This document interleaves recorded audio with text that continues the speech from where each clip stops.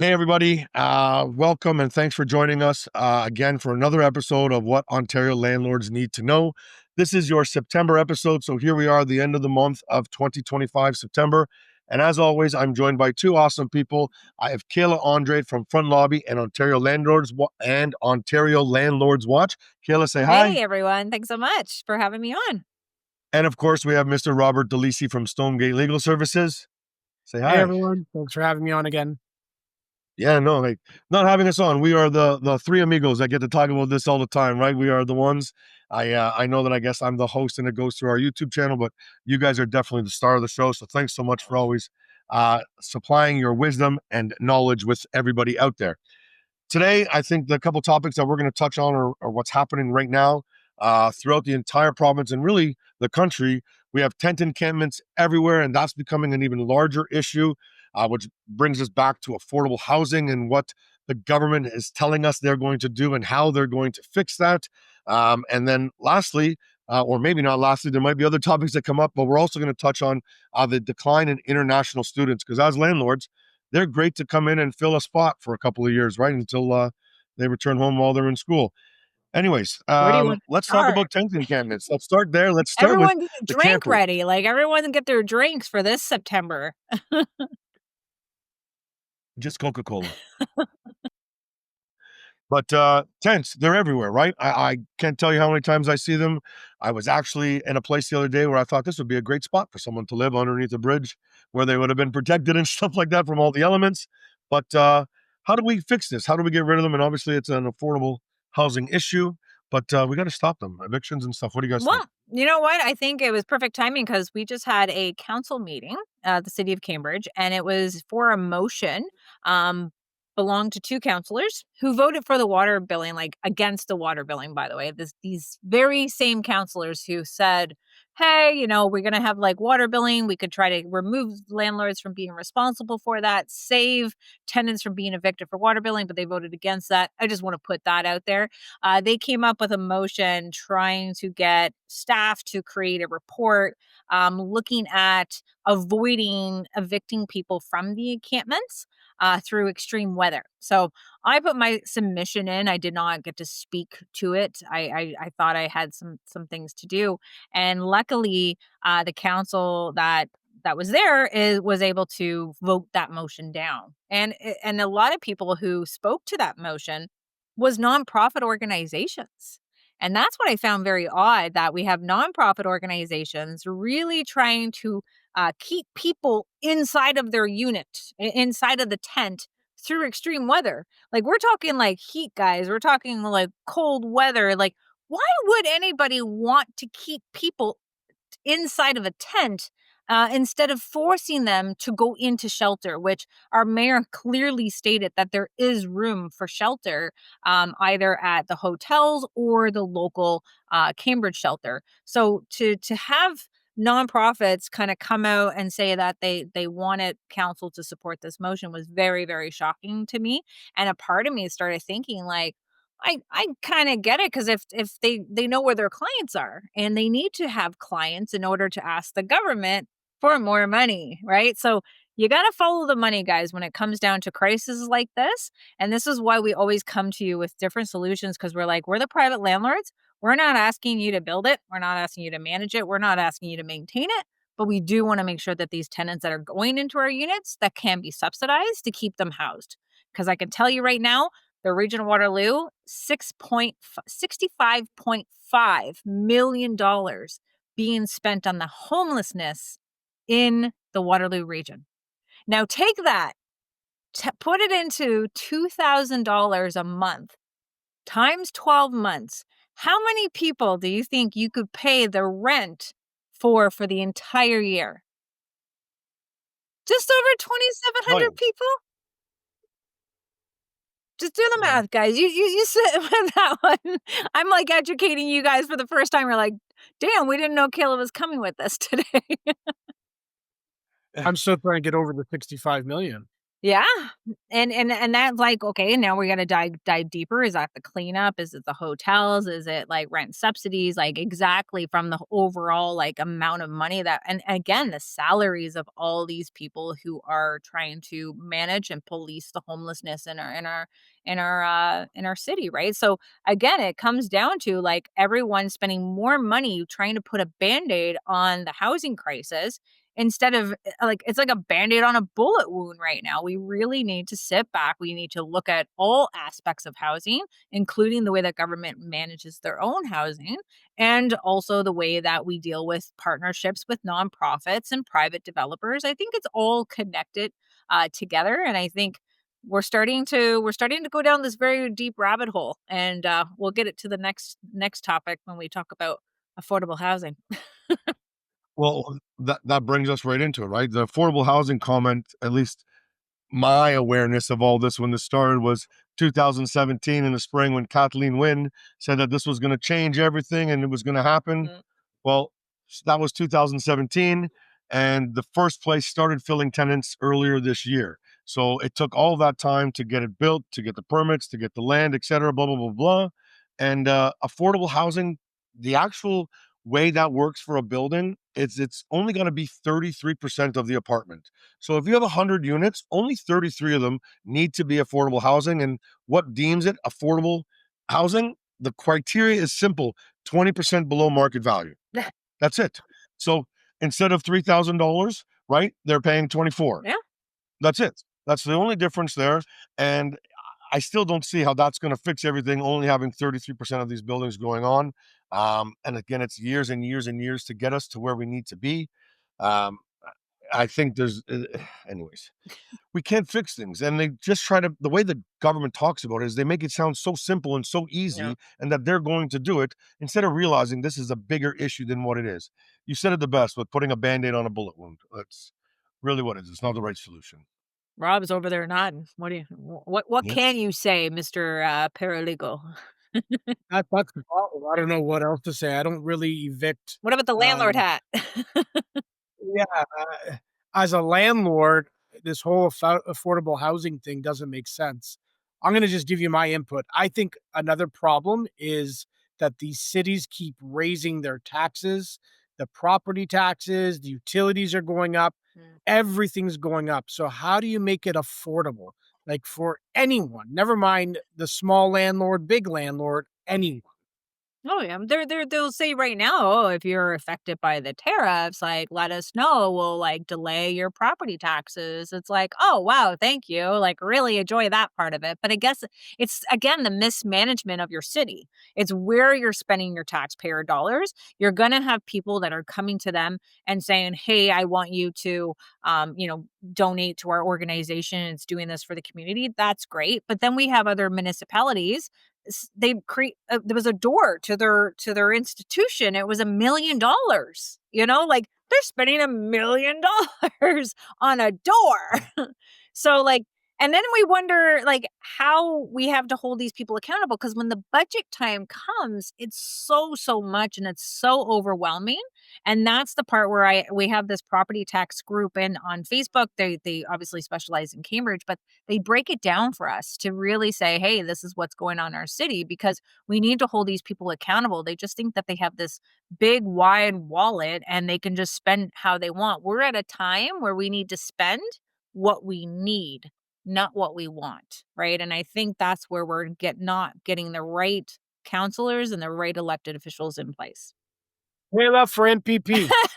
My husband will divorce me if I ran for politics. But I could be an assistant. Maybe. I don't know. Let's An advisor, just someone that shares what they need to hear. Well, you know what? Like and this is where like I posted it on my Facebook, and you can follow me guys if you're on there. It's City of Hamilton had came out with their post talking about today was the groundbreaking of 124 units, and they have invested $60 million. And this is going to give them 40 deeply affordable units, 10 supportive units, and 74 market rent units. So we're looking at approximately 483,870 $6.97 per unit. And to make the best of it, because people are obviously sharing this like crazy, it's on the City of Hamilton website. And it says that it's for the building will meet the LEED Gold Energy Efficiency Standards, featuring EV charging stations, solar panels, and geothermal heating and cooling. We're Well, I like the geothermal heating and cooling. I think that's something that every building should be doing. eh, It definitely fact remains is that we need to get people off the streets, people. Like you could we have tent encampments going on as the new form of housing. We have tent encampments that can't be removed because of court order. And then we have people living in shipping containers and having to leave their shipping container to go into a central kind of like community hub. And we're going to put geothermal what? Nah, now is not the time, guys. Don't get me started. I have a question. Since this is a forum, what do you think the solution is?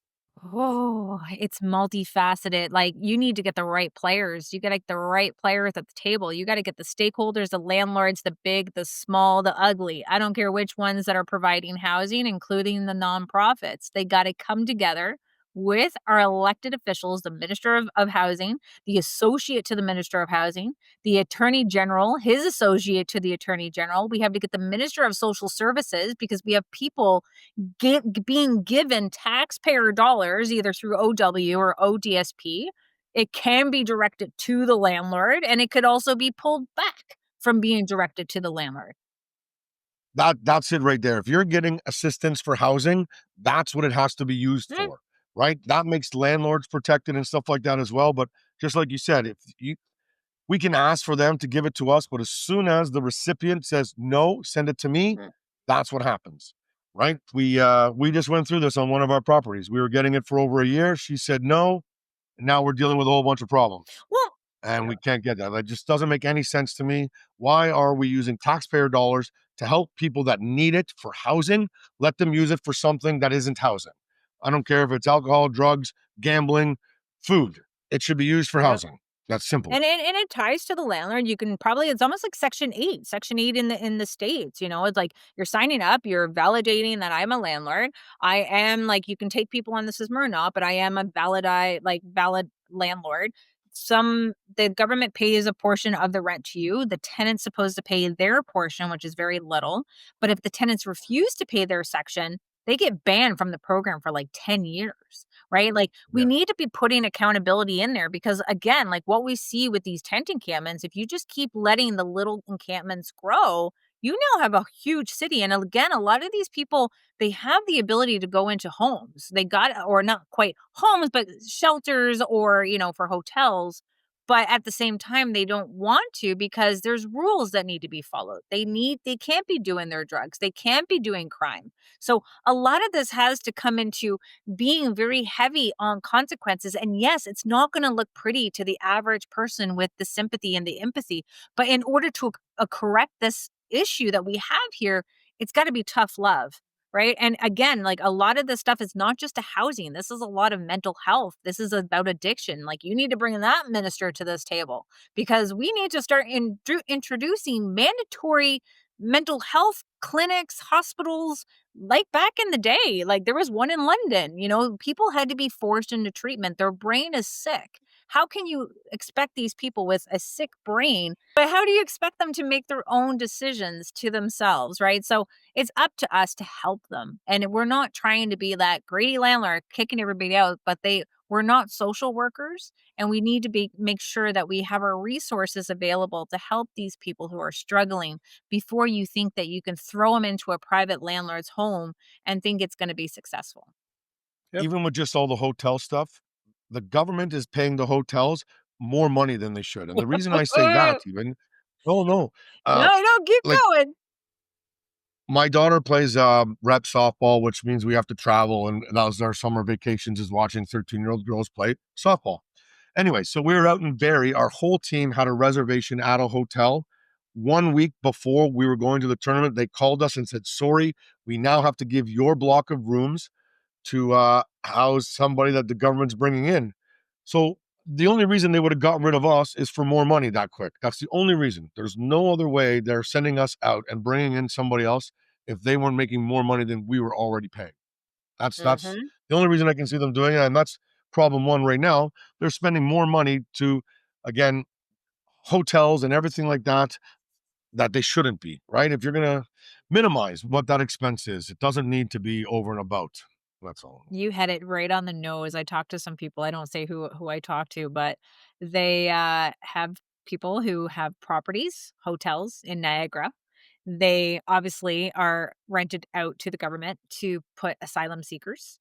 And normally he said, hey, your room prices are like crazy. Like, what's going on? So what they do is that they have to jack their rates because it's going to be guaranteed money from the federal government, and then they have to jack it for the regular people, because how can you offer rental, like a hotel rental, for less than what you're billing the government, right? I Yeah. know that program is supposed to be coming to an end where they're not going to be paying for the asylum seekers. I think it's just going to get rebranded into something or a benefit of some sort to keep them between being housed.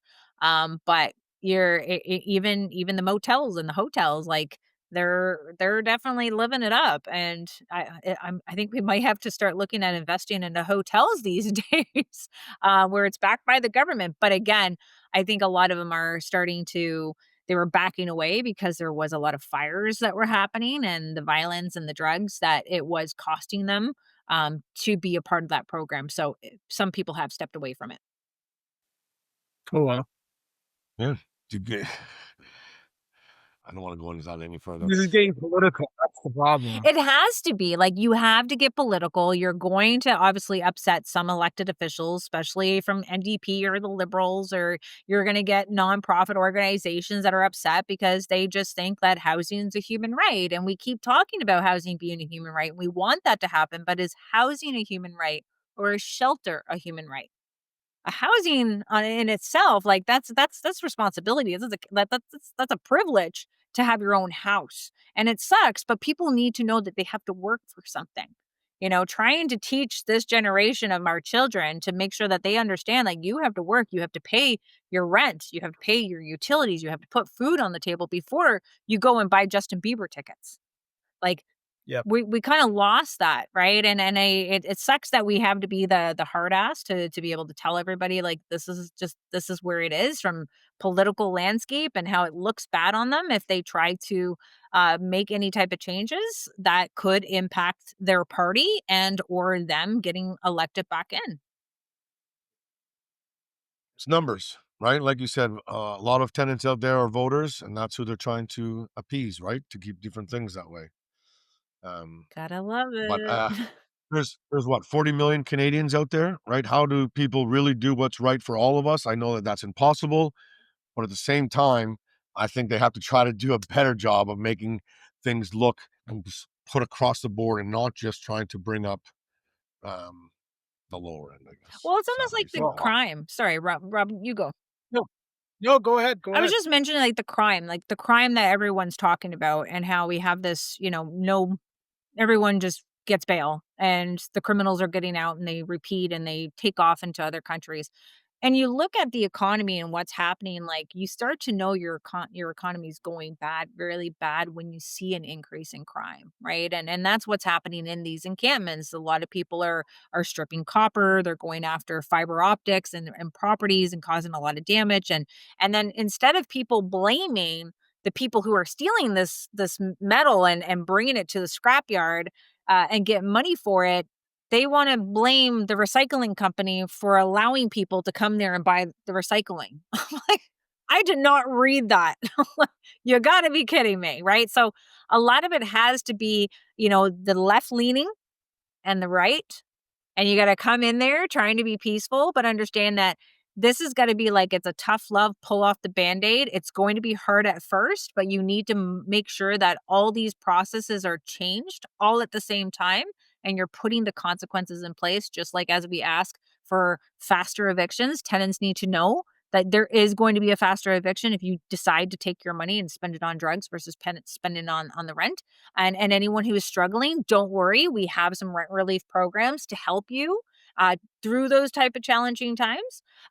Because I deep down, like, I think overall, I think if we had just an overall portable housing program that landlords can validate that the tenants didn't need it so that it doesn't result into abuse and the landlords are obviously fully responsible for it. I think that would save a lot of these problems that we're seeing now and literally trying to be proactive to the crisis that we're living in because $65.5 million, and that's just the region of Waterloo. And if you look at how many people that are on OW and ODSP, Google it. Put it in the I chat. don't Put want it in this video. How many people are on social assistance? I don't A lot, because they can take advantage of it and they still do other things as well. And there's no accountability to see what they're actually doing, I think, as well. Yeah. I think that's what it is. It's accountability to these different things. But I wanna switch it up. Can I switch it up, Kevin? 'Cause I we got Rob Okay. we got Rob here. I know you're the host. So, Rob, I had a friend of mine, they had their friend, and they had a case conference today. ACC. Yeah, can you tell people, like, what a case conference is? Why would a like, because obviously it's a tenant application being brought against the landlord. Why would a case conference, hearing be scheduled versus a downright hearing? This is a great question. You know what? I'm glad that you brought this up. So ACC is what it's called, and what it is an adjudicator that meets with the tenant and the landlord to see if they can come up with a quicker resolution before it actually goes to a hearing. The advantage is that there's not hundreds of people or 80 people on a hearing block. It's one-on-one with the adjudicator, and if they can work something out, then it will be on consent. If not, believe it or not, it still goes to a hearing. How long do they have to wait for a hearing after they realize it wasn't working out? Um, After an ACC, Yeah. you're looking at probably another couple of months. Oh. Yeah. Wow. Everyone get your drink ready. And again, this is the landlord tenant. Like, I'll just tell you, we had a case today that has been adjourned 2 times. The tenant owes $18,000. He has no ability to pay. He's testified that he can't pay, but he's bringing up something called Section 82 issues. The board ran out of time and they wanted to adjourn it. And it's a prejudice to the landlord because the tenant testified that he does not have the ability to pay, and the board or the adjudicators allowing the tenant to stay. So if you guys are looking for justice, there is no justice. So in regards to an ACC, I think ACCs are a good tool if you can narrow down what you're there to talk about. But the rules still apply. So it's like a hearing before a hearing. So is it necessary? No. Could we utilize that format, but use it within the portal where an adjudicator would send out a message to both parties and said, "Hey, like blah blah blah blah. No, okay, we're going into a hearing." But that's already in the portal. You can actually work something out through the Oh, portal, but you know the and tenants don't reply back to the portal. that's the problem. So maybe there might be a mandatory that you have to reply back within 14 days. If not, you get an automatic judgment. Am I asking for Oh, you would. Remember, we're Christmas is dealing with coming? yeah, you're dealing with an Ontario tribunal. Remember, the tenant is the weaker party, therefore they get more leniency. And oh, just on a side note, guys, I know we talked about this before. October 1st, there's some changes coming, and that is the jurisdiction of the 35,000 is actually going up to $50,000. Based on Now, that might sound good, but if you still can't collect it, it doesn't matter what the jurisdiction Well, is. no, the only reason why they're doing it now because they know we're waiting so long that the rents have accumulated to that amount, and that's why they're making it in that jurisdiction of the landlord and tenant board. Now, again, like with Bill 97 that came in play, that was really about the N13, and this is something that we're all fighting with the rent eviction ban that all the cities are starting to do. Kitchener, Ottawa, obviously Toronto, Hamilton. Like, it's a moneymaker for them, just like the speed cameras. Don't get me started. Now, with that N13, and trying to say we have Bill 97, they put in heftier fines for landlords, and that was between 50 to 100 for an individual and 250 to 500 for a corporation. And we're talking 250,000 to $500,000, guys. Very hefty fines. The landlord also, correct me if I'm wrong, Rob, that you have to get a contractor to validate that the property needs to be vacant in order for them to do the repair. That needs to be included now with your N13 when you bring it to the landlord and tenant board. But Yep. we still have municipal governments trying to introduce a policy or a bylaw that makes you have to give the city X amount of dollars and go through providing moving expenses, accommodations, like anything to do is to prevent the landlord from completing any necessary renovations. And then you have Mayor Olivia Chow saying, we're going to come in and we're going to fix it and we're going to charge the landlord. And it's like, whoa, you introduced this and now you're going to come in. And we know how much it cost for someone to do repairs and renovations when it's on the taxpayer dollars versus dealing with a private investor.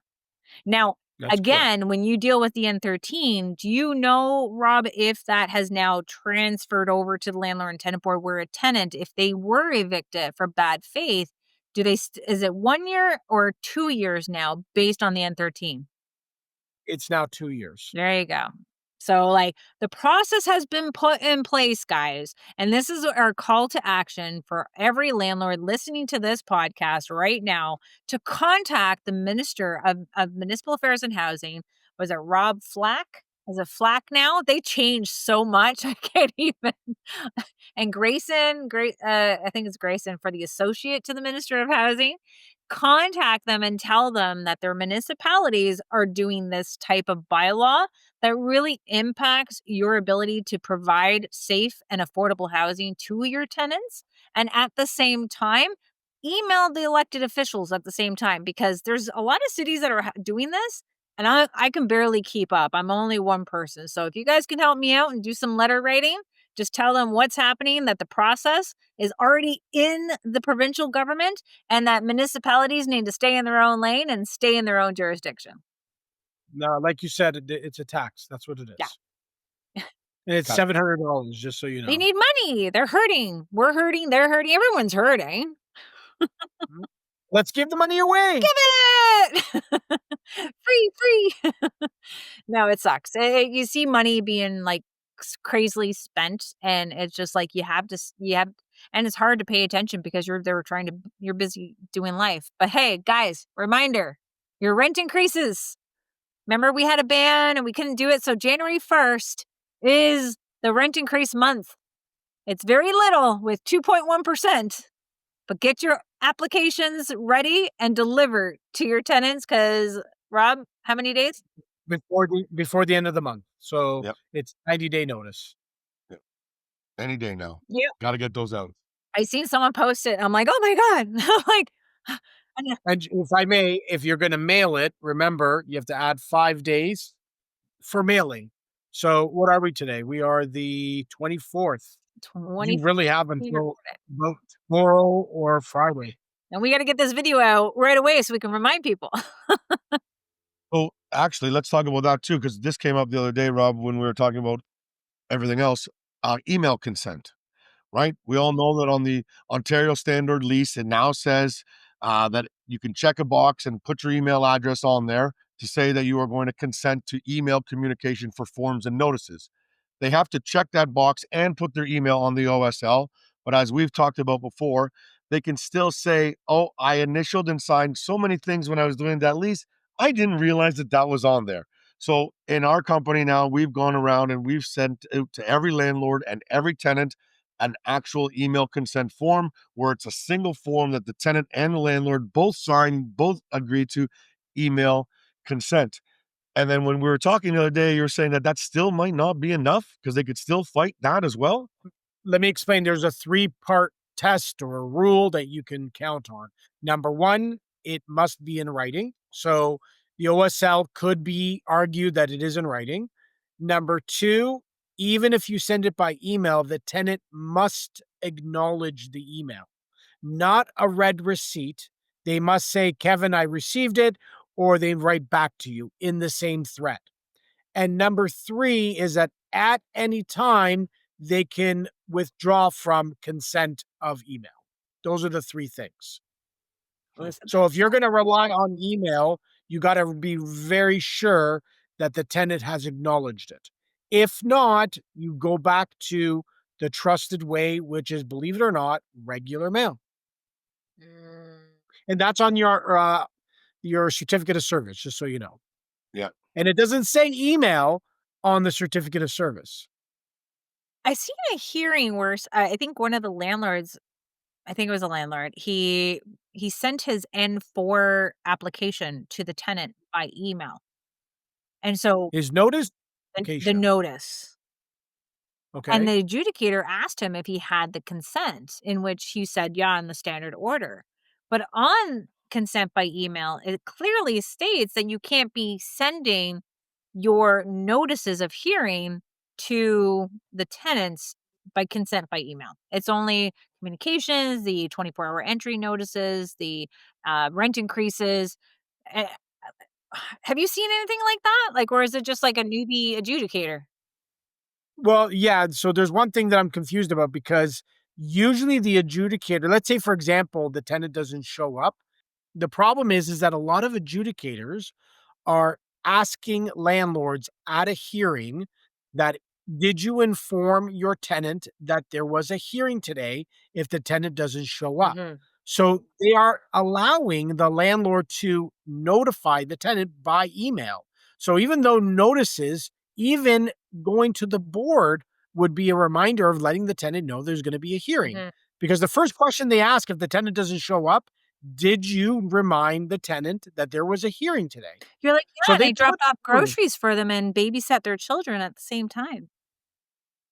remember, the weaker party is the tenant. Because The weaker party with more power. And I've always had, like, the knowledge, because everyone would talk about, we have, obviously unpaid rent, we got damages that happen when the tenants have vacated, and they always said that in order to serve the tenants by email, you gotta get permission from the landlord and tenant board in order to validate why you thought that they were going to be able to use that alternative method of serving.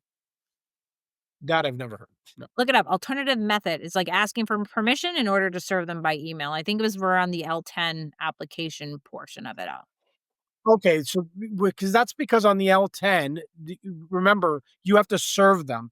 The thing is that email's still not an acceptable form of service. So again, going to the certificate of service, if you look at the certificate of service, it does not say email. And on an L10, if they're no longer in the property, how do you serve them? And then that's when we ask for permission from the landlord and tenant board, get permission, You and can you ask. serve. You can ask, but I don't think you're gonna get it. I don't know why they would ask, like, allow us as, like, have the form on their alternative method of serving the tenant, knowing that they've signed the consent by email form. They You already know the answer, Kayla. Hmm? You already know the I answer. know. We're dealing with an Ontario tribunal. I know. That's why I needed you to say it. Can I say something else? If you look at most of the notices, at the bottom part, Kevin, you know this because you deal with this a lot, that still says LSUC for Law Society of Upper Canada. No, Does the Law Society of Upper Canada exist anymore? you know.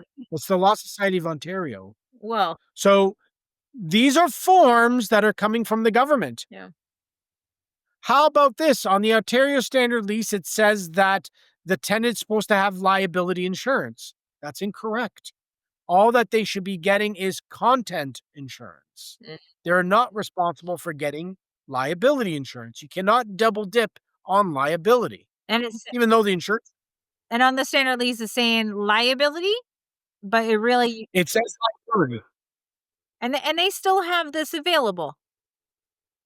It's on every Ontario Standard Lease.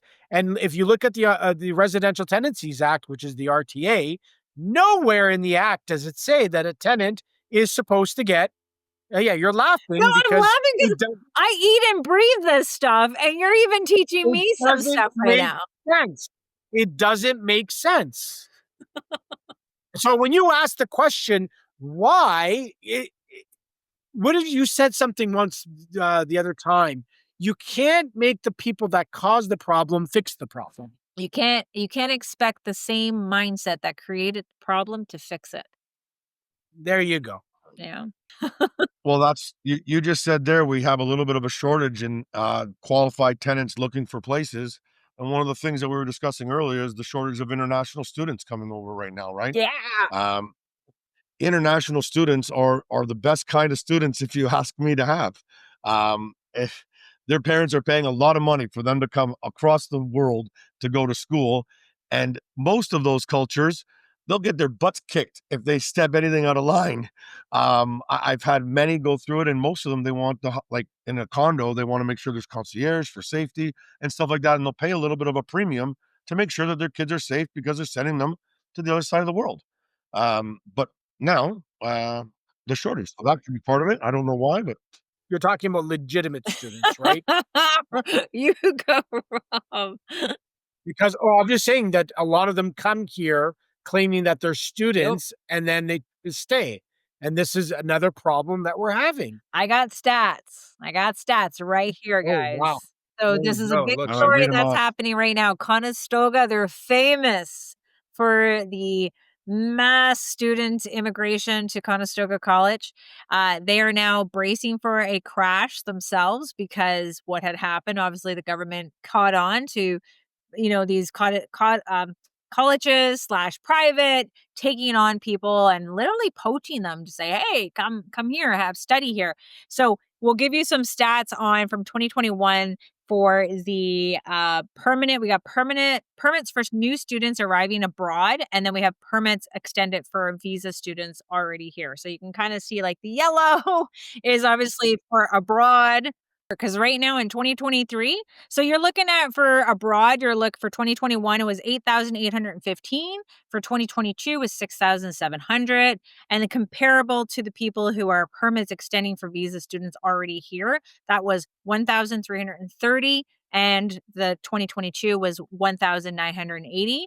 And in 2023 for abroad students was 17,600 students abroad, with the permits extended for visa students already here was only 2,660. And now let's go into 2024. They did for abroad 4,815, with the students here was 4,840. So they started kind of making it even. And now this year, we're going to see the abroad students coming in only at 540, with people here 3,990. So now again, this is like why we're now offering layoff packages to the colleges, the employees, because that in itself has really impacted our housing.